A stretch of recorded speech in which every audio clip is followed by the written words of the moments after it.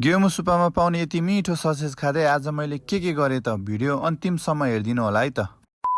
Hello and नमस्ते, स्वागत छ तपाईहरुलाई फेरि पनि मेरो नयाँ मिनी ब्लगमा। आशा छ तपाईहरु सबैजना सन्चै हुनुहुन्छ होला, म पनि यहाँ सन्चै छु। मेरो आजको मिनी ब्लग चाहिँ विशेष गरी मेरो अर्डर आएको अचारहरु हो। अचारको अर्डर आएको चाहिँ कति धेरै भइसकेको थियो, मेरो फुर्सद नै नभएर मैले अचारै बनाउन पाएको थिएँ। आज चाहिँ अलिअलि समय निकालेर ल अचार बनाएर डेलिभर गर्दिउँ भनेर मैले चाहिँ अचार बनाउन सुरु गरेँ। यो अचार चाहिँ मैले साथीको लागि बनाइदिएको हो है। साथीलाई चाहिँ अनि ससेजमा चोपेर खानलाई अचार बनाइदिएको हो। खासमा त्यो चाहिँ सट्ट तेल हालेर अनि त्यसपछि मैले ससेज फ्राई गर्नतर्फ लाग्यो। साथी चाहिँ अर्डरको अचारको लागि लसुन र अदुवा काट्दैछ कि यहाँ। त्यो काटेको लसुन र अदुवालाई खनाएपछि मेरो हातबाट केही न केही मिस्टेक चाहिँ हुन्छ कि अब त्यसो काटा भाँचेछ आएर मार्ने भयो त्यसले। त्यसो भन्दा भन्दै ठ्याक्कै मेरो ससेज पनि पाकेर रेडी भयो। अनि पाकेर रेडी भएको ससेजलाई चाहिँ मैले साथीलाई लौ खाऊ भनेर लगेर दिएँ। ससेज कस्तो भयो भनेको दामी भएको छ। ससेज भन्दा पनि अचार चाहिँ दामी भएको छ अरे। ल मुलाले गफै दियो भन्ठानेर ट्याक्क अब चाहिँ मैले अर्डरको अचार बनाउन सुरु गरेँ। बनाउँदै अब उसले गफ दिए कि आऊ जस्तो लागेर मैले पनि एक दुईवटा ससेज गुवाम खाएर हेरेको, मलाई पनि दामी लाग्यो कि यो चाहिँ मैले आफ्नो प्रशंसा गरेको होइन है, साँच्चीकै हो यो। ल अब ढिला नगरिकन अचार बनाऊ है त। सुरुमा काटेर राखेको अदुवा र लसुनलाई चाहिँ होइन ब्राउन कलर हुने गरी फ्राई गर्ने। ब्राउन कलर भइसकेपछि त्यसलाई निकालेर छुट्टै राखिदिने। अनि त्यसपछि आउँछ हाम्रो यति फ्रेस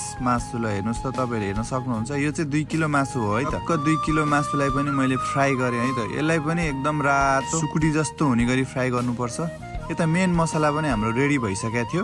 मासु पाक्नलाई चाहिँ यस्तो टाइम लाग्छ कि अब मासु टन्नै छ नि त। अनि बल्ल तल्ल आधी घन्टा जति फ्राई गरेपछि हाम्रो मासु यतिको भयो कि। मासुको अचार बनाउनलाई चाहिँ लास्टै टाइम लाग्छ कि यो मासु फ्राई गर्दाखेरि नै। अर्डर चाहिँ आइरहेको थियो तर मैले अचार चाहिँ बनाउन छोडेको थिएँ कि किनभने अब मलाई यो अचारबाट चाहिँ खासै फाइदा छैन कि। 100-150 रुपियाँ मात्रै फाइदा हुन्छ एक बट्टामा। अनि साथीहरूले चाहिँ तिम्रो बिजनेसमा सपोर्ट पुगोस्, हामी पनि लिइदिन्छौँ तिम्रो अचार भनेर भन्न थाल्यो कि। त्यसपछि त मलाई हौसला बढिहाल्यो नि। बिस्तारै तपाईँहरू सामु मेरो भिडियोहरू आइपुगेको छ भने लाइक कमेन्ट सेयर गर्न चाहिँ नबिर्सिदिनु होला है त। फाइनली यति मिठो अचार बनिसकेपछि अनि मेरो बेलुकाको खाना चाहिँ यस्तो हुन्छ। मेरो भिडियो देखेर माया गरिदिनु हुने सबैजनालाई धेरै धेरै धन्यवाद। भेटौँला अर्को नयाँ मिनी ब्लगमा भन्दै आजलाई यति नै, बाई बाई।